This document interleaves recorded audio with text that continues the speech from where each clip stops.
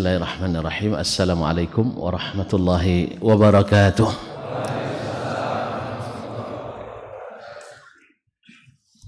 Alhamdulillahi zil jalali wal ikram, sahibi tawli wal in'am. Ahmaduhu subhanahu wa ta'ala ala ni'ami al-hidham, kama ashkuruhu ala alaihi al-jisam. Ashhadu an la ilaha illallah wahdahu la syarika lah, al-malikul alam, wa ashhadu anna muhammadan abduhu wa rasuluhu sayyidul anam, alaihi afdalus salati wa atammus salam, wa ala ali baitihi al-alam wa ashabihi al-bararatil kiram wa tabi'ina lahum bi ihsan ma ta'aqabatil layali wal ayyam. Amma ba'du, فأولى ما يفتتح به الكلام في مثل هذا المقام الوصية بتقوى الله الملك العلام وطاعته على الدوام، فإن تقوى الله أعلى نسب، وإن طاعته أغلى مكتسب، إن أكرمكم عند الله أتقاكم، وتزودوا فإن خير الزاد التقوى واتقون يا أولي الألباب. معاشر الكرام الحاضرين والحاضرات والمشاهدين والمشاهدات, kaum muslimin dan muslimat, alim ulama, cerdik pandai, tokoh adat, tokoh masyarakat yang bergelar tak dipanggil gelar, yang tak bergelar tak disebut nama, tak hafal pun namanya, baik yang hadir di Masjid Darul Falah Riku Boyolali, Jawa Tengah, Indonesia, yang saya muliakan, yang saya hormati, yang saya cintai. Tadi belum sempat dibawa masuk, sudah diajak lagi keluar. Ya, saya sengaja tadi disimpan di mobil. Bapak Ustadz di sini saja, ya. Ad-daifu kal mayyit, kata orang Arab. Tamu seperti orang mati. Nak dimandikan, nak dikafani, nak dikuburkan, terpaksa. Karena disuruh tinggal di mobil, saya tinggal aja di mobil. Jadi belum sempat lihat tadi nama tempatnya, ya, belum juga lihat nama masjidnya, walaupun sudah diumumkan. Oleh sebab itu agak terima kasih karena sudah dibantu tadi. Kompensasinya berapa, Pak? Terserah. Bapak tinggal pilih warna hijau atau abu-abu. Kalau saya nanti Bapak kecewa, saya yang disalahkan. Saya ingin pilihan Bapak. Iya. Yang hijau, iyalah. Yang hijau Anda tidak beruntung. Silakan, Pak. Mau satu apa dua? Dua. Baik, andainya Bapak bilang 3, saya kasih 3. Kalau saya begitu, saya langsung ingat anak, Pak. Anak 3, istri aja, Masya Allah, jazakallah khair. Terima kasih. Yang lain kayaknya mau juga nampaknya. Saya simpan dulu. Nah. Ma'asyiral kiram yang dirahmati Allah, saya dapat senyuman antum semua pagi ini. Bagi saya sudah lebih dari cukup, karena senyum itu sedekah. Itu tanda bahwa antum senang dengan saya, minimal saat ini. Ya, kalau udah senang sebelum mengaji, lebih baik tidak usah ngaji, Pak. Nanti kalau udah ngaji lain lagi. Nah, bersyukur kita pagi ini bisa saling berbagi rasa, berbagi cinta, berbagi ilmu, mudah-mudahan juga berbuah amal. apalagi di salah satu dari rumah Allah.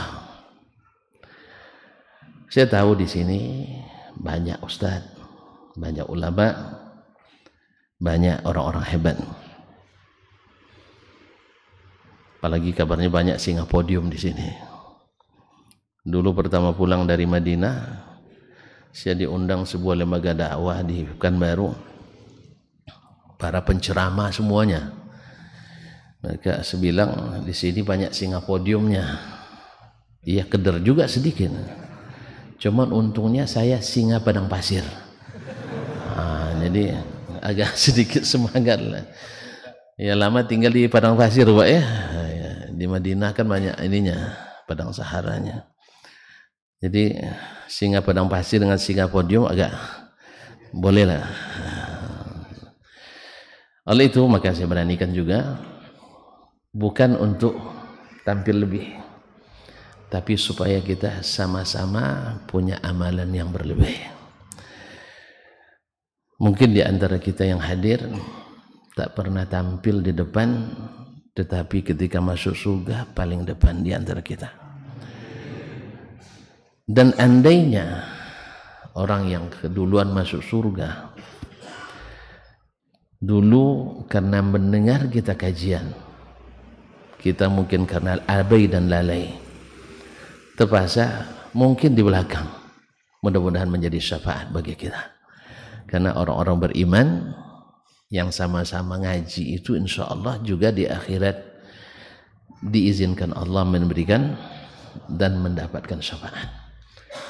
Salawat dan salam kepada baginda Nabi alaihissalatu wassalam. Beliau yang mengajarkan ini pada kita. Iman ini kata Nabi la yakhlaq. Iman itu juga bisa lusuh. Selalu dihadapkan dengan tantangan dan rintangan, cobaan, syahwat dan subuhat, dia bisa lemah, bisa lusuh, bisa rapuh. Oleh sebab itu la budda min ta'ahudi, wa inna ta'ahudi atau husna ta'ahudi min al-iman. Sering kita mengulang-ulang, sering bertemu, ini menambah kembali iman kita. Makanya pengajian, selepas pengajian selalu menambah iman. Kalaulah seminar motivasi menambah semangat untuk berkreasi, apalagi kalau itu pengajian Al-Quran dan Sunnah Nabi Sallallahu Alaihi Wasallam. Saya dulu sering juga ikut seminar motivasi Pak di Madinah. Apa aja, bukan berseminar, apa namanya ya, kursus ya, pelatihan yang bahasa orangnya berlatih nak jadi orang kaya. Tapi alhamdulillah saya sudah 4 kali hampir kaya. Nah, itulah, dan 4 kali saya hampir kaya. Ketika seminar itu semangat luar biasa, keluar dari sini jadi orang kaya. Tapi pas dicoba hampir-hampir jadi orang kaya. Jadi bukan untung yang didapat, tapi modal tambah hutang yang dapat. Oleh sebab itu berarti belum ditakdirkan untuk jadi orang kaya. Insya Allah masih ada 5 percobaan lagi. Karena saya baca kitab judulnya Berani Gagal, saya tamatkan kalau tidak salah 3 kali. Ya, bahwa orang-orang berhasil itu tak pernah mundur. Orang-orang besar dunia, dari Persi ini tentu Persi dunia juga orang yang nulis. Orang-orang yang menurut besar, orang yang berhasil itu rata-rata pernah gagal minimal 3 kali, dan maksimal yang disebut dalam bukunya 9 kali. Kalau saya harus gagal 9 kali menjadi orang kaya, berarti ada 5 percobaan lagi. Itu yang saya entah bisa saya lakukan atau tidak. Yang jelas kita harus berani membuat keputusan yang menentukan arah hidup kita. Apalagi kalau sudah jelas dan terang, beningnya embun, terangnya mentari. Apalagi di pagi ini cahaya duha yang menerangi, terang benderang yang membuat kita tak ragu untuk datang ke sini. Ma'asyiral kiram dirahmati Allah. Berani berubah. Berani berubah. Tidak semua orang bisa. Belum tentu orang besar mengambil keputusan yang besar. Tapi tidak jarang orang yang kecil tetapi mengambil keputusan besar. Contoh Ali bin Abi Thalib radhiyallahu anhu. Umur berapa dia masuk Islam? 10. Masih anak-anak atau sudah dewasa? Hah? Masih anak-anak. Beliau adalah yang pertama masuk Islam di kalangan anak-anak. Ayahnya yang menjadi petinggi dan tokoh pemangku kebijakan, tetapi tidak bisa untuk berubah. Tidak berani mengambil sebuah keputusan yang menentukan arah kehidupan dunia dan akhirat. Sebab siapa yang terpandang di akhirat mesti terpandang di dunia. Karena kalau Allah sudah mencintai, dalam hadis qudsi dikatakan, saya mencintai si fulan, cintai dia. Pertama diumumkan di langit ke Jibril umumkan di langit, kemudian dituliskan baginya cinta masyarakat dunia kepadanya. Dalam benci ada, tidak hafal rupanya, benci tapi tidak pernah muda bapaknya. Benci tapi rindu. Berapa banyak orang kaum muslimin membenci kebenaran, ya, tetapi dia mengakui, tapi belum bisa mengambil keputusan. Bisa dia ngambil keputusan. Maka beruntunglah Ali bin Abi Thalib radhiyallahu anhu berani mengambil keputusan, sehingga Ali radhiyallahu anhu menjadi salah satu orang yang paling utama di dunia, insyaallah di akhirat. Di dunia dia mendapatkan ketinggian martabat 4 dari 10 yang dijamin masuk surga. Disebut dengan al-a'immatul arba'ah, imam yang 4 di kalangan sahabat. Dimulai dengan Abu Bakar Siddiq, kemudian diiringi oleh Umar bin Al-Khattab, kemudian dilanjutkan oleh Utsman bin Affan, dan disambut oleh Ali bin Abi Thalib radhiyallahu anhum ajma'in. Dengan apa? Karena dia berani mengambil sebuah keputusan. Yang penakut mengira akan menyebabkan kerugian, tapi yang berani, dia memandang di dalam rasa cemas dan takut itu tersimpan sejuta harapan. Tinggal lagi memperpanjang napas. Ini kalau napas panjang, iya kan, kadang cuma 1-2 detik yang menentukan kemenangan. Dan bapaknya sebaliknya, Abu Thalib. Coba lihat Abu Thalib, walaupun punya jasa besar, tersebut dalam sirah Nabi, tersebut dalam sejarah umat Islam, tetapi lidah ini tak diizinkan hanya mengucapkan radhiyallahu anhu atau rahimahullah. Apa sebab? Apa sebab? Dia tak berani mengatakan siang ini siang, malam ini malam. Tak berani mengatakan air ini jernih dan air ini bagus, bukan keruh ya. Kalau keruh tidak diminum nanti Pak. Bagus. Coklat apa hitam nih Pak? Pakai kacamatanya. Coklat campur hitam. Bapak benar. Enggak. Sama pilihannya. Sama pilihan dengan Bapak itu. Kuning. Yang mana nih? Pokoknya kalau tak beruntung saya tak kena apa-apa. Iya kan? Kan bapak yang milih. Baik, maunya berapa? Satu aja. Dengan istri? Dua, anak. Dengan anak? Tidak ada, ya dua sama istri. Saya tidak tahu. Sangat yang mengisi kemarin anak saya juga. Nah, ya, si Usama. Jazakallah khairan. Tolong Ustaz ya. Barakallahu fiik. Kalau kurang kasih tahu ya. Panitia. Barakallahu fiikum jami'an. Siapa di mana tadi, Pak? Air kopi. Air kopi. Warnanya coklat campur hitam. Rasanya. Nah, ini yang belum. Nah, itu masalahnya. Itu yang belum. Dan kaji kita ke situ. Orang tak akan merasakan dari memandang. Jernih, iya. Coklat, iya. Kalau ini? Nanya ke yang punya kacamata, yang tidak punya. Hah? Coklat ada merah. Betul, Ustaz? Yang ahli warna. Kata bapak ini coklat ada merahnya.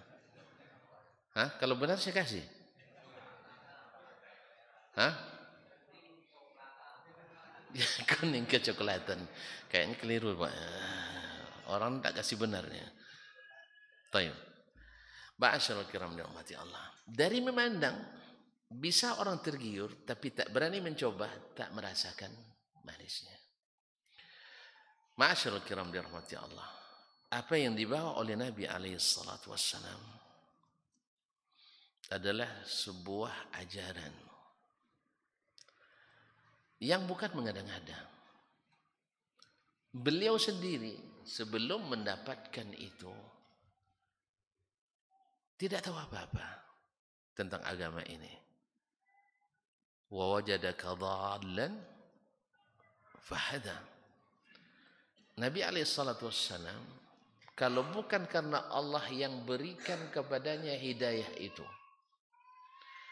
kalau bukan karena Allah pilih dia untuk pembawa hidayah itu, mungkin beliau tidak akan sampai namanya ke sini. Mungkin kita-kita yang di Boyolali ini tak akan ada yang bernama Muhammad. So, di Arab saja waktu itu beliau yang pertama bernama Muhammad sallallahu alaihi wasallam. Beliau pertama Muhammad. Tapi dengan Allah berikan kepadanya fahada. Sah? Ma kunta tadri mal kitab walal iman. Walakin ja'alnahu nuran tahdi bihi man nasha. Kau tak tahu sebelumnya apa itu Alkitab, Al-Quran, dan apa itu Al-Iman. Tetapi kami jadikan dia sebagai cahaya. Kalau cahaya sifatnya terang. Sifatnya terang. Nahdi bihi man nasha min ibadina. Kami beri dengannya petunjuk siapa yang kami kehendaki dari hamba-hamba kami. Allah. Ma'asyarul kiram dirahmati Allah. Nabi alaihissalatu wassalam begitu mendapatkan wahyu, pada awalnya beliau ketakutan. Betul kan? Takut tak beliau? Kenapa takut?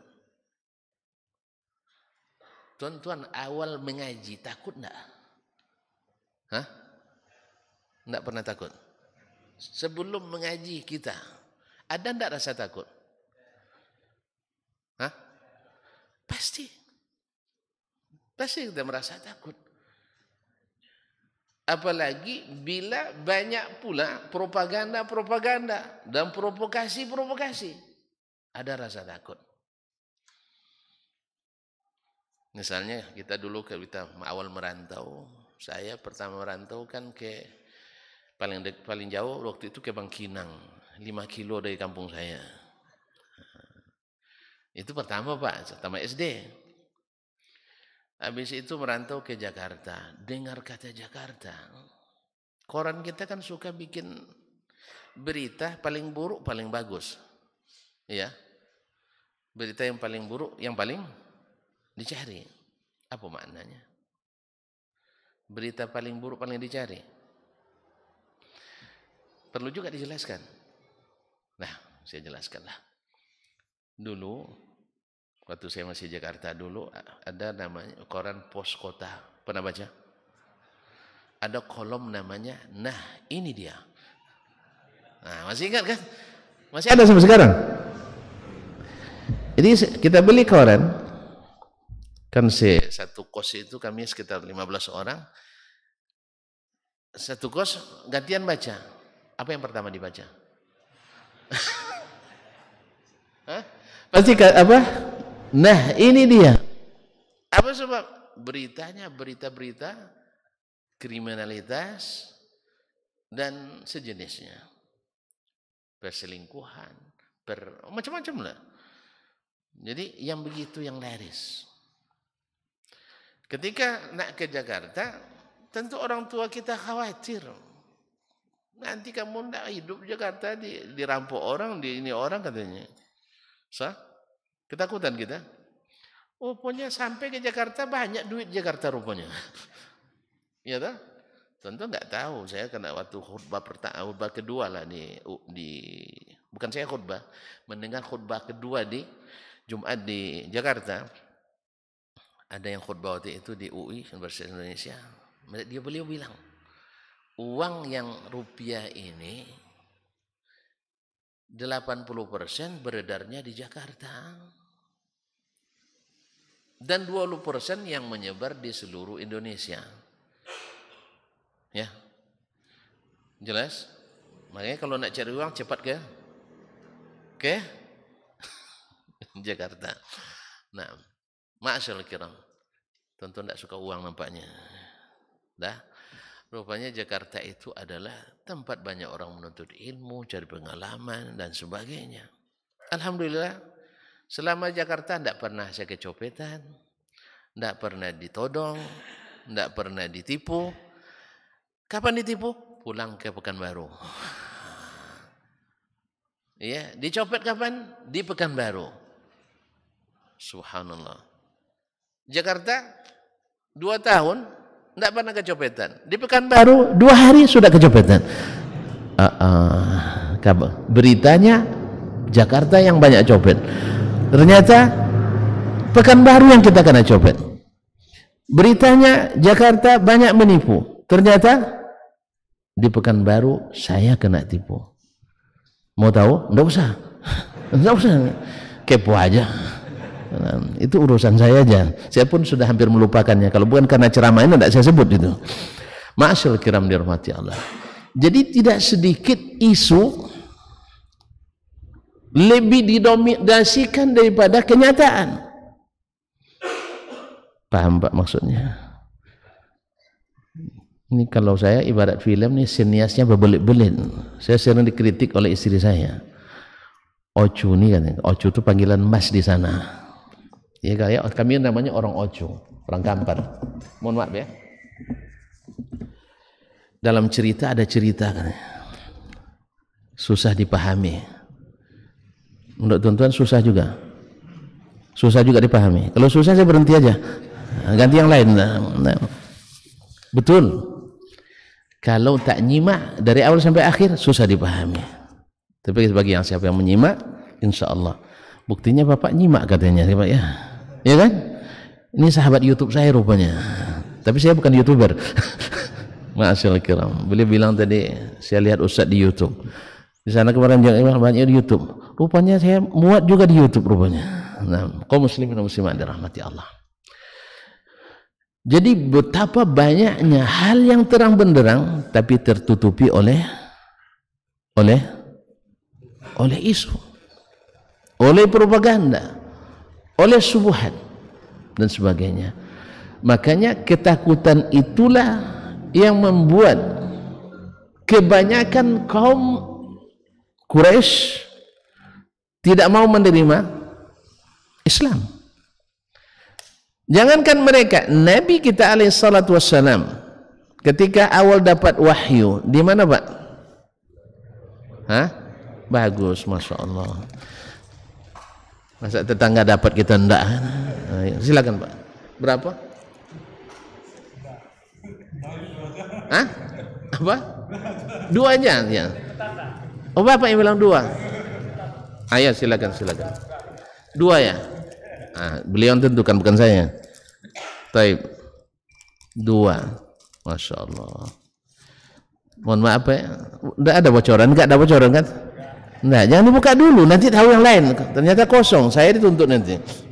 Nah. Barakallahu fiik. Naam. Ma'asyiral kiram. Sampai di mana tadi?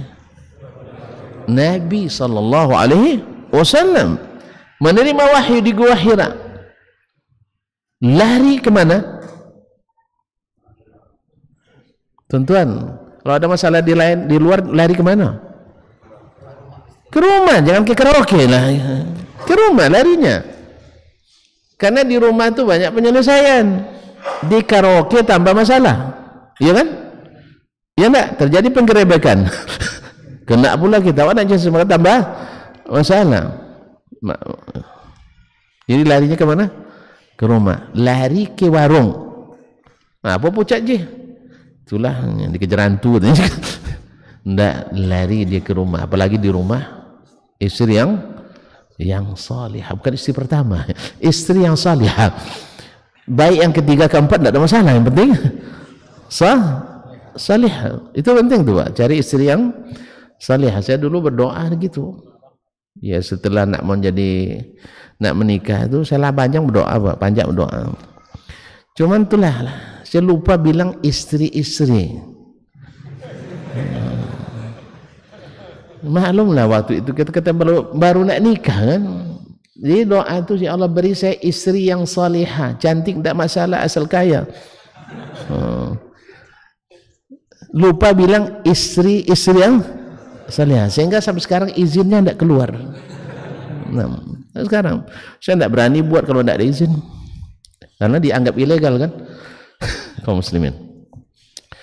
Sampai di mana tadi Bang? Istri pulang ke rumah istrinya. Masya Allah, ini juga contoh yang baik bagi istri kita. Kalau abang pulang ketakutan, jangan ditambah ceramah. Orang ketakutan mempan ceramah? Itulah katanya. Ngapain juga pergi ke tempat ke atas gunung tuh sendiri-sendiri, kan banyak hantu itu. Nah, Nabi kan hanya bilang zammiluni. Masya Allah, tabarakallah. Selimuti aku, kasih selimut. Dah tenang baginda Rasulullah SAW. Khadijah juga tidak langsung bertanya, enggak. Menyiapkan apa yang harus disiapkan. Menunggu sang suami yang memulai cerita. Dia ceritakan, apa cerita Khadijah? Saya didatangi oleh seseorang, lalu dipeluknya saya kuat-kuat di belakang sampai rasa nak tanggal tulang-tulang saya dibuatnya. Dia suruh saya membaca Iqra. Saya jawab ma ana biqari, saya tidak pandai membaca. Iqra, jawab lagi ma ana biqari. Sampai dia sebutkan Iqra bismi rabbikal ladzi khalaq, sampai ayat kelima dari surat Al-Alaq itu. Khadijah jenis wanita yang tidak suka ngarang-ngarang cerita. Kadang istri sok-sok tahu juga, kadang itu tuh Bang katanya. Enggak Mas, ini karena ini masalah ini bukan ilmu kita menghadap ke Waraqah ibn Naufal. Waraqah ibn Naufal al-Asadi, pamannya Khadijah atau anak pamannya Khadijah radhiyallahu anha. Bawa ke yang ahli, karena Waraqah sudah biasa mempelajari kitab-kitab samawi sebelum itu, Taurat dan Injil, sehingga disebut dia di antara yang masuk Nasrani sebelum Nabi diutus. Nah, Waraqah karena dia lebih dulu membaca kitab itu, Nabi kita kan tidak baca. Jelas Pak? Tapi lebih Abdul Waraqah dari Nabi? Ya tidak. Jelas? Karena orang punya pengetahuan lebih di satu bidang bukan berarti dia lebih baik dari orang yang tidak tahu tadi. Misalnya Nabi Musa dengan Nabi Khadir, mana yang lebih afdal? Nabi Musa, walaupun ada beberapa ilmu yang diketahui oleh Nabi Khadir tidak diketahui oleh Nabi Musa alaihissalam. Sebagaimana juga Ali bin Abi Thalib dengan Umar, mana yang lebih alim? Nabi Umar. Tapi ada beberapa ilmu yang Umar enggak tahu, Ali tahu. Kembali ke sini. Waraqah mengatakan radhiyallahu anhu. Kita katakan Waraqah radhiyallahu anhu karena dia termasuk sahabat Nabi sallallahu alaihi wasallam. Apa katanya? Innahu namus. Oh, itu yang datang kepadamu itu adalah namus. Namus dalam bahasa Ibrani artinya adalah malaikat. Malaikat Jibril. Allazi naza'ala Musa wa Isa. Yang dulu juga datang kepada Musa dan Isa. Kenapa dia sebut Musa dan Isa? Karena pengikut Nabi yang masih eksis sampai masa itu adalah pengikut Musa, Yahud, dan pengikut Isa, Nasrani. Jelas? Maka dia sebutkan Musa dan Isa. Itu malaikat Jibril yang datang kepada Musa dan Isa. Cuman, ini yang apa namanya? Wa ma min nabiyyin nazala alaihi hadzal malak illa udi. Ingat Muhammad sallallahu alaihi wasallam. Tak seorang pun yang turun kepadanya malaikat Jibril kecuali mesti musuhi. Belum hilang rasa takut tadi, datang lagi kekhawatiran baru, yaitu siap untuk dimusuhi. Karena buat kejahatan? Tidak. Karena buat pelanggaran? Bukan. Karena mengacaukan? Enggak. Ya Pak ya? Karena berbohong? Mana ada? Untuk urusan dagang aja tidak pandai bohong, apalagi untuk urusan agama. Tapi karena apa? Karena kebanyakan tidak tahu mana yang jernih, mana yang keruh, mana yang terang, mana yang remang-remang. Jelas? Jelas Pak? Udah jelas, selesai ceramah kita. Belum? Kalau belum kita lanjutkan. Nah, sampai di situ jelas. Mantap. Barakallahu fikum. Kaum muslimin dan muslimat dirahmati Allah. Tapi ada kata penyemangat. Bukan hanya, ini juga perlu bagi setiap kita menyampaikan informasi, bukan hanya yang dari sisi yang membuat orang khawatir, tapi ada yang menguatkan dia. Apa katanya? Ya laitani kuntu fatan jaz'an hina yukhrijuka qaumuk. Andainya saya waktu itu masih hidup dan muda. Pada dia waktu itu udah tua Pak. Andainya saya masih hidup dan masih muda masa itu, subhanallah, la ansurannaka nasran muazzara, saya akan membantumu sekuat tenaga. Berarti ada yang akan membela, ada yang akan menerima, dan ada yang akan mengadvokasi. Memang sudah sifatnya. Setiap yang membela agama Allah pasti ada yang membela. Allah khairun hafidha Allah khairun nasir, dan Allah akan ciptakan para pembela-pembela kebenaran agama-agama itu. Ma'asyiral kiram dirahmati Allah.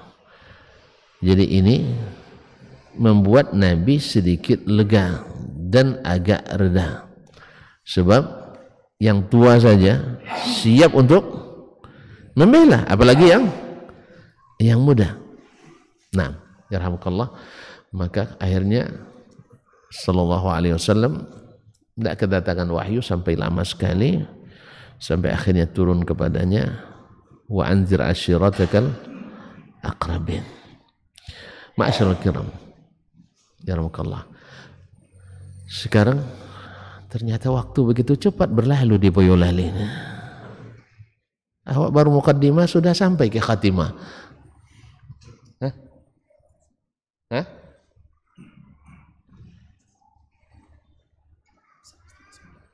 Sampai 8:30. Berarti nggak ada tanya jawab katanya. Yang bertanya jawab sendiri. Baiklah ikhwan, kaum muslimin, kaum muslimat, adik ulama, jadi pandai tokoh adat tokoh masyarakat. Singkat cerita, terpaksa disingkat lagi Pak. Nah, Nabi SAW diperintahkan. Dia jelas baginya tadi. Sudah jelas bahwa itu wahyu. Sudah jelas. Siapa yang jelaskan? Waraqah. Di mana Waraqah tahu? Dari ilmu. Dari ilmu. Bahwa dalam Taurat dan Injil disebut Nabi akan diutus di akhir zaman. Bernama Muhammad atau Ahmad. Siapa yang datang kepadanya? Malaikat Jibril. Di mana diutus?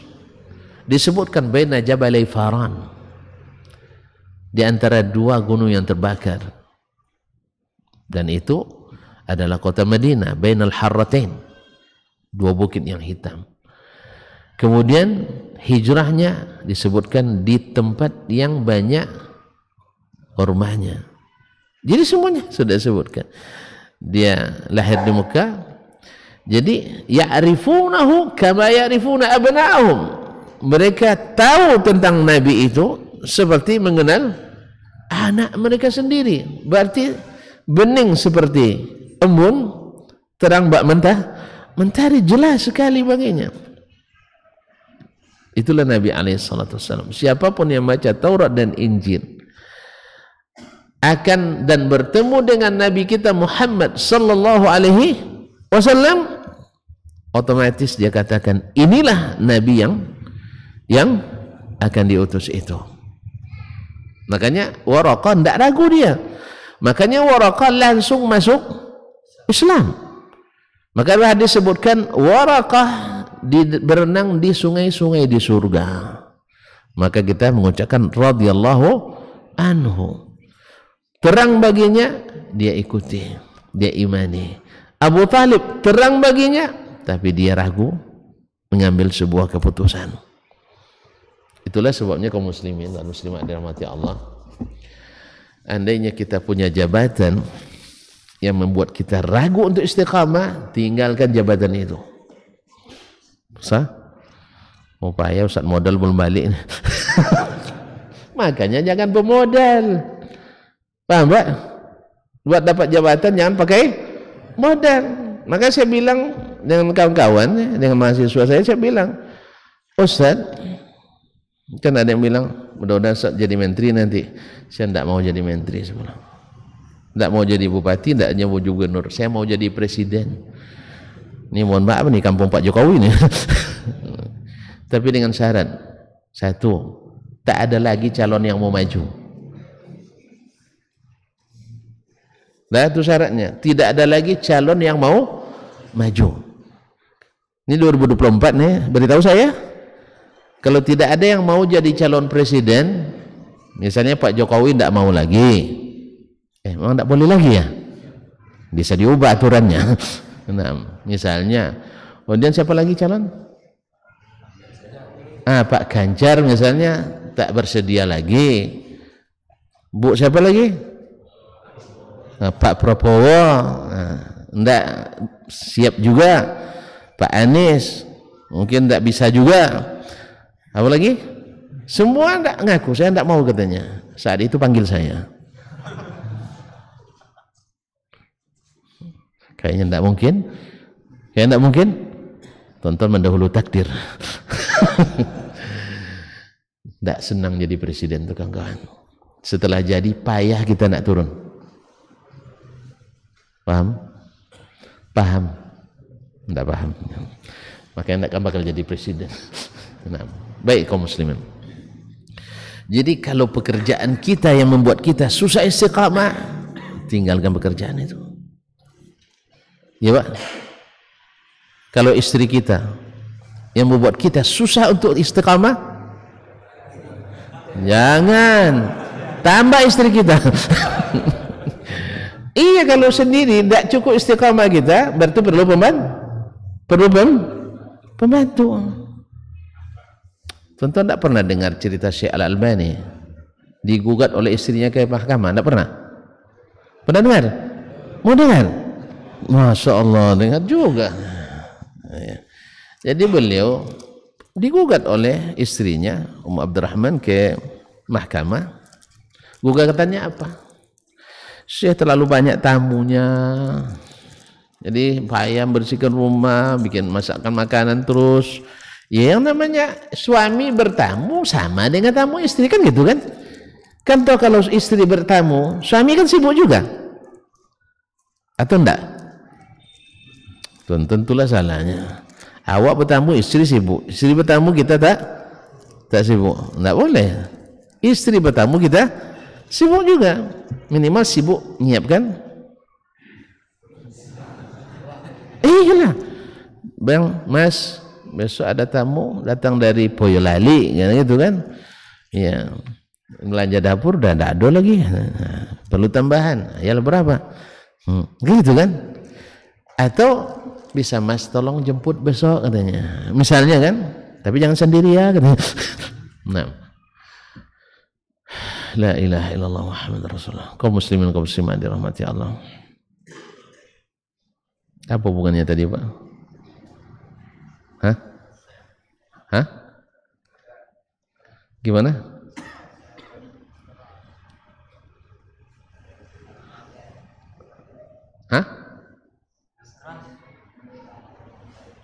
Enggak, antum lupa. Kalau istri yang buat kita enggak istiqamah, tambah lagi. Maka Syekh Albani digugat oleh istrinya tadi. Itu ya, antum bilang tadi. Kalau itu antum berhadapan berapa? Satu aja, Masya Allah. Yang merah atau yang kuning? Hijau. Ayolah. Mohon maaf ya. Jazakallah khair. Pakai bungkusnya sekali, Masya Allah. Masih steril. Nah, barakallahu fikum. Apa gugatannya? Ramai tamunya. Oleh hakim bilang, anta ya Albani zalim. Kamu Albani, kan tak boleh panggil syekh di mahkamah kan? Albani, kamu zalim. Lalu Syekh Albani bilang, ya ayyuhal qadhi, kenapa saya tidak punya hak jawab? Dengar gugatan langsung turun keputusan, anta zalim. La, maaf ya, anta zalim. Tentu istrinya gembira kan, karena suaminya sudah tertuduh zalim. Akhirnya qadi jelaskan alasannya, anta zalim, anta indaka dhuyuf, kamu punya tamu banyak, tidak cukup satu. Alaika an tatazawwaja thaniya wa thalitha. Oleh sebab itu saya putuskan kamu harus menikah lagi istri kedua dan ketiga, supaya istri pertamamu tidak capek melayani tamu kamu. Mendengar itu istrinya bilang, Pak Qadhi, saya cabut BAP-nya.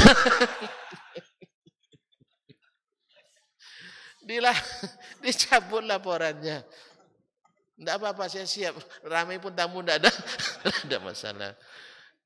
Jadi para istri paham itu, banyak tamu itu banyak rezeki yang datang, ya kan, banyak pahala. Dosa kita diampuni. Berarti karena kita baik, maka tamu mau datang ke rumah. Coba kalau kita nggak baik, pasti dibawa kemana-mana tamu sama suami kita. Jelas toh? Jadi sebenarnya tamu yang datang ke rumah kita sering itu gambaran istri kita orang baik. Maka terima kasih kepada para tuan rumah yang telah menjamu di rumahnya. Saya yakin istrinya orang baik. Semoga Allah tambahkan baik dan barakahnya. Amin. Jelas? Tidak ada orang bertamu kecuali mendoakan alul bait. Dan alul bait yang paling banyak di rumah itu siapa? Ya istri. Bersyukurlah suami masih banyak tamu. Untung-untung rata-rata bawa buah tangan. Itu kan yang kedua. Yang penting rezeki itu banyak dari banyaknya saudara. Balik kata ini. Walhasil kaum muslimin dan muslimat dirahmati Allah. Nabi SAW harus menyampaikan dakwahnya ke masyarakat yang sudah mengenalnya dengan benar. Kalau Alkitab okelah dari buku mereka belajar. Sedangkan orang Quraisy sudah melihat dan mengalami langsung bagaimana Muhammad sallallahu alaihi wasallam, bagaimana Sayyiduna Muhammad sallallahu alaihi wasallam dari kecil. Berarti ibaratnya mereka nengok Nabi itu seperti kita menengok cahaya yang terang ini, atau seperti melihat air yang jernih ini. Ma'asyarul kiram dirahmati Allah. Tetapi kalau memang kadang-kadang la ta'mal absar walakin ta'mal qulubul lati fis sudur. Yang buta itu bukan mata, tapi hati yang ada dalam rongga dada kita. Maka kebanyakan mereka bukan tidak tahu. Kebanyakan mereka bukan tidak cerdas. Orang-orang Arab itu orang-orang cerdas, Pak. Iya. Orang jahiliyah itu orang bodoh atau orang cerdas? Tidak ada yang berani menjawab. Orang Arab jahiliyah itu orang bodoh atau orang cerdas? Cerdas. Kita berdagang di dalam Jawa Tengah saja, berdagang kita sampai ke Semarang, sampai ke Solo misalnya, kita anggap ini orang hebat nih, cerdas ini. Qarun aja hanya di Mesir, dia bilang innama utitu ala ilmin indi. Orang cerdas. Hubungan mereka keluar, mereka juga punya ini. Yang kedua, yang makan daging pakai nasi dengan yang makan nasi pakai sedikit daging, mana yang lebih sehat? Saya ulang, yang makan daging pakai nasi dengan yang pakai nasi pakai daging, mana yang lebih bergizi? Daging pakai nasi. Yang minum susu langsung diperah dan diperas dari kambingnya atau dari onta atau sapinya, dengan yang minum air besaring. Itu air besaring, kalau langsung dari sumurnya berminyak, lalu disaring pakai, enggak tahu disaring, disuling. Di sini airnya jernih semua nampaknya. Alhamdulillah. Kalau di tempat kami ada air yang payau atau payau. Nah, rasanya lah air rawa. Kemudian keruh, lalu disaring pakai ijuk, pakai kerikil, pakai pasir, lalu keluar air bersih. Disaring namanya. Baik, dengan yang minum susu, mana yang lebih segar? Susu. Airnya, minumannya zam-zam. Dengan minum air kali apa namanya? Kali sungai? Air sungai, taib. Air sumur. Mana yang sehat? Air zam-zam atau air apa? Zam-zam. Minuman orang Quraisy itu zam-zam. Ya, Pak. Nah, mereka cerdas, cuman tidak berilmu. Makanya seluruh penyimpangan di dalam beragama, tolong catat. Tidak bawa catat dah. Nanti. Seluruh penyimpangan dalam beragama selalu induknya orang-orang cerdas, tetapi tidak berilmu. Tidak berilmu. Profesor doktor Ustaz, iya, tapi bukan di ilmu agama. Oh, dia profesor doktor ilmu agama Ustaz, tapi tidak mengikuti ilmu. Maka kata Imam Ibnu Rajab, yang berilmu dengan yang berilmu tapi tak mengamalkan ilmunya sama dengan orang yang tidak berilmu. Orang berilmu tapi tidak mengikuti ilmu, tersesat enggak? Sesat. Sama dengan orang yang tidak berilmu. Saya sudah coba dua-duanya. Ya, saya tahu ini jalan sahih. Cuman di depan itu banyak rintangan, ramai. Saya coba jalan yang saya tidak tahu. Dengan kira-kira dan rasa-rasa. Tuh kira-kira. Saya tengok matahari. Oh, ini arah ke utara ini. Saya menuju arah utara. Ikut utara. Akhirnya sampai ke Sumatera Utara. Tidak sampai ke tempat saya yang tertuju. Pernah coba? Pernah tuan-tuan coba? Kalau nak coba jangan di Mekah ya, nanti hilang berhari-hari tidak pulang. Ya, jangan pakai coba-coba. Hilang nanti tidak pulang. Dah pulang jemaah kita tidak sampai-sampai. Saya coba di berbagai tempat. Di sana saya coba, di sini coba. Kami dari rumah teman diundang makan malam menjelang Isya menuju Masjid Nabawi. Masjid Nabawi. Dan nampak menaranya. Misalnya sini, itu menara nampak sana. Kita berjalan, rasanya, ini kan pakai rasa nih. Tidak pernah ditempuh jalan itu. Rasanya menuju ke arah itu terus. Subhanallah. Kami sampai ke mana? Ke kebun kurma orang. Jalan buntu. Muter lagi dikit, akhirnya sampainya ke Kuba. Coba bayangkan antara Kuba dan Masjid Nabawi berapa kilo? Hanya 3,5 kilo. Gara-gara ilmu kira-kira dan rasa-rasa. Kalau saya teruskan lagi, berapa jauh tersesatnya? Coba. Jadi sebab itu, merasa-rasa dan mengira-gira itu bukan ilmu. Iyattabi'una illa dhanna. Orang-orang kafir itu tak ikut kecuali zan, dugaan belaka. Wa inhum illa yakhrusun. Mereka hanya menerka-nerka. Nah, Nabi SAW tidak lagi bagi mereka orang asing. Apalagi orang asing. Dia bukan orang asing, apalagi asing. Tapi Arabiyun mubin. Orang Arab asli, tulen. Dia bukan KW. Dia bukan klaim. Tapi asli orang Quraisy. Mereka kenal sejak kecil, bukan melalui kitab seperti orang ahlul kitab, tapi melalui mereka lihat dengan kasat mata, sampai mereka yang kasih gelar Al-Amin. Nah, ketika Nabi diberikan oleh Allah petunjuk Al-Quran, mereka langsung percaya. Langsung percaya? Tidak. Apa sebab? Apa sebab? Ragu dengan kejujuran Nabi Muhammad? Ragu mereka dengan kejujuran Nabi? Tidak. Sampai Abu Jahal mengatakan ke Nabi kita sallallahu alaihi wasallam, "Mat," katanya,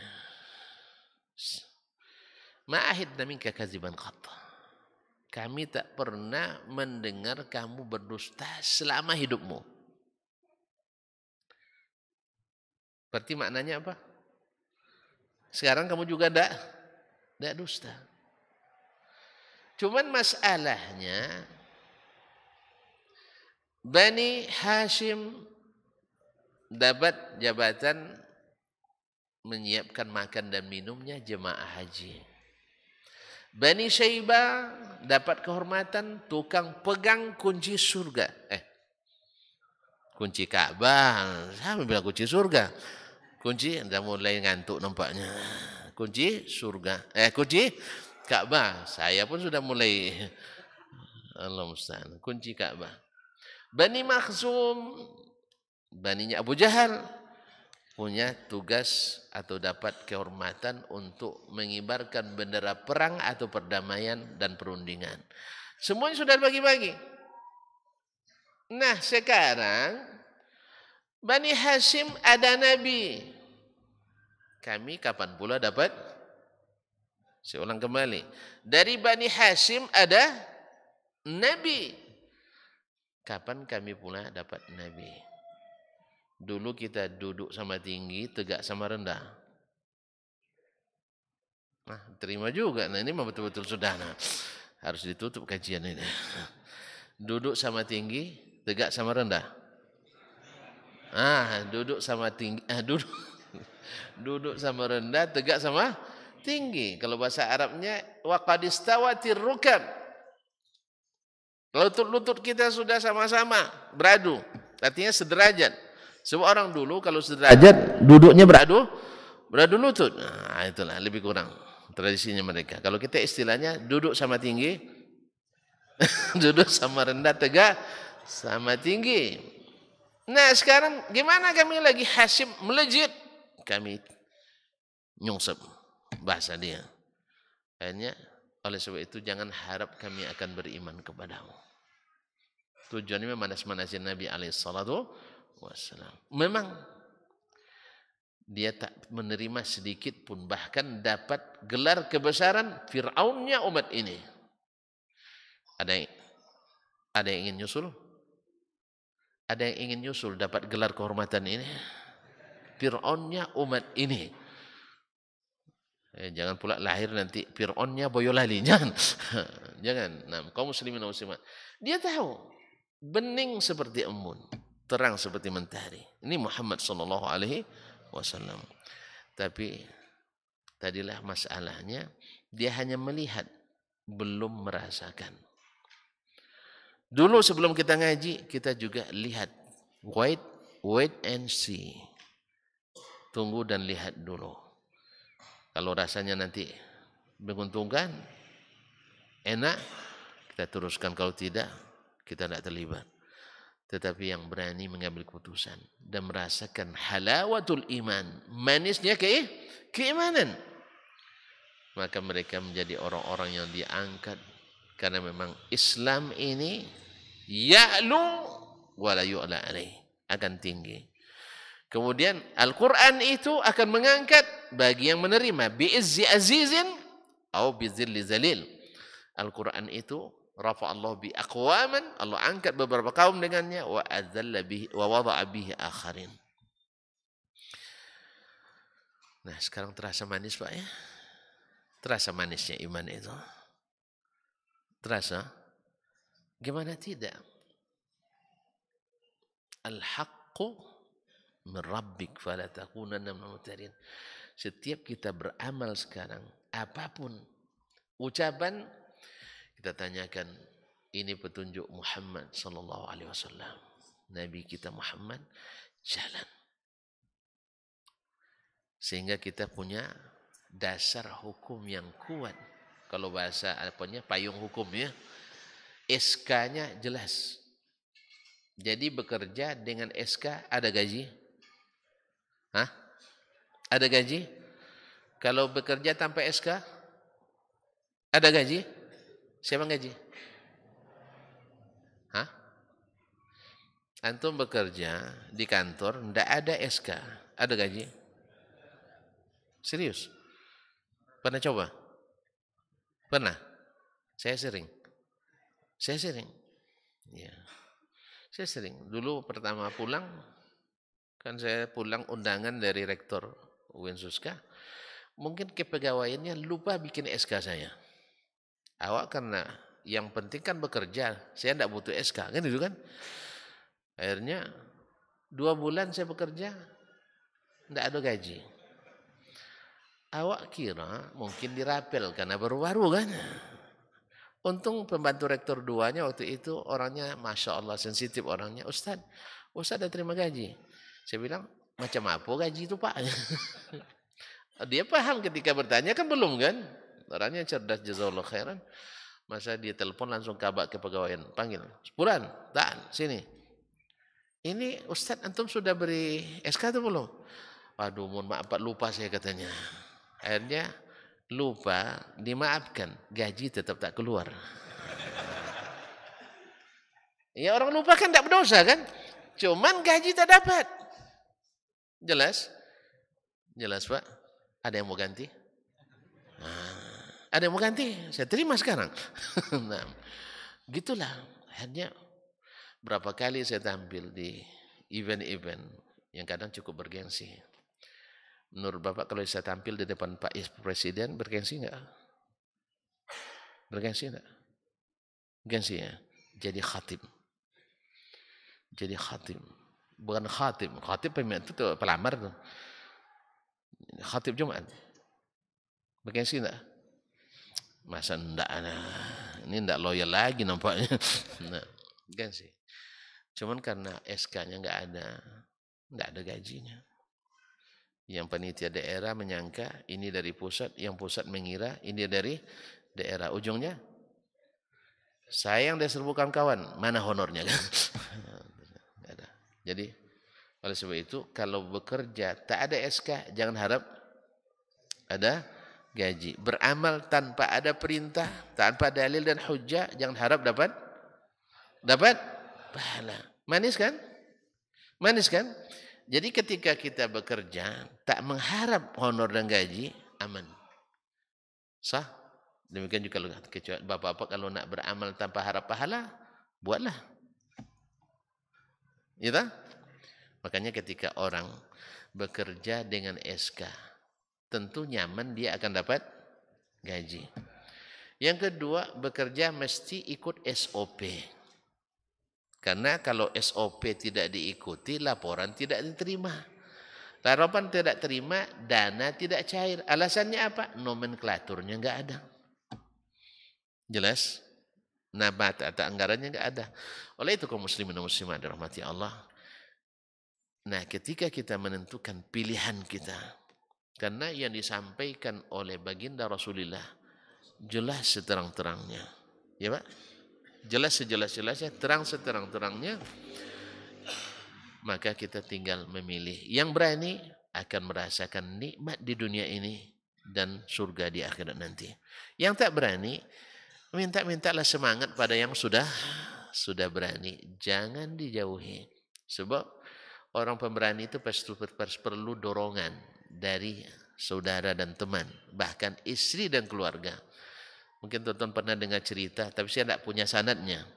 Ya, ada lomba berenang di waduk yang ada buayanya. Siapa yang selamat dapat 100 juta katanya. Tapi sanadnya saya tidak punya ini. Saya dengar aja ceritanya. Tiba-tiba ada seorang bapak-bapak masuk ke waduk itu. Akhirnya mau tidak mau terpaksa dia lari berenang. Dikejar sama buaya katanya. Alhamdulillah selamat, dapat 100 juta. Akhirnya dia bertanya, siapa yang dorong saya tadi? Rupanya istrinya. Iya. Karena berhasil tentu berubah cerita. Kalau sempat tidak berhasil, lain lagi motifnya. Yang jelas, saya mendorong saya bang. Karena abang kalau tidak didorong tak bakal berani. Itu contohnya. Akhirnya dia memuji istrinya. Kenapa? Selamat. Kalau tidak, lain lagi cerita. Mudah-mudahan kita punya istri yang seperti ini. Punya teman-teman yang seperti ini, kawan-kawan yang membuat kita berani, sehingga kita pun bisa melihat yang terang itu terang, yang jelas itu jelas, yang bening itu bening, sehingga tentu semua kita suka tempat yang terang, suka minuman yang jernih, dan suka perbuatan yang jelas, sehingga tidak ada tuntutan di hari nanti. Terima kasih dan mohon maaf. Sebenarnya tidak puas saya dalam waktu yang sangat singkat ini, tapi apa boleh buat, mudah-mudahan senyum tuan-tuan ini tak terlupakan sampai akhirat nanti. Amin ya rabbal alamin. Ya, sama-sama mendoakan kita, mudah-mudahan saya selamat pergi balik dan tuan-tuan tinggal di sini dalam keadaan aman, nyaman, tentram, dan khusus dan lebih lagi negara kita, negara kesatuan Republik Indonesia. Semoga sentiasa Allah jaga. Dan sepertinya sudah banyak kode dari panitia, ya, yang hanya dipahami oleh yang sudah mempelajarinya. Terima kasih sekali lagi ya. Terima kasih. Mudah-mudahan kita jumpa lagi di Boyolali. Tapi dalam waktu yang belum bisa saya tentukan lagi. Karena utang saya banyak sekali, utang janji. Setiap yang nelpon saya bilang insya Allah. Kan utang Pak ya. Nah ini sudah setahun utang di sini nih. Baru terbayar. Alhamdulillah. Terima kasih sekali lagi. Kepada Allah kita bersyukur. Subhanakallah bihamdik. Asyhadu an la ilaha illa anta astaghfiruka wa atubu ilaik. Wallahu ta'ala alam. Wa sallallahu ala nabiyyina Muhammadin wa sallam. Wa subhanak. Wassalamualaikum warahmatullahi wabarakatuh.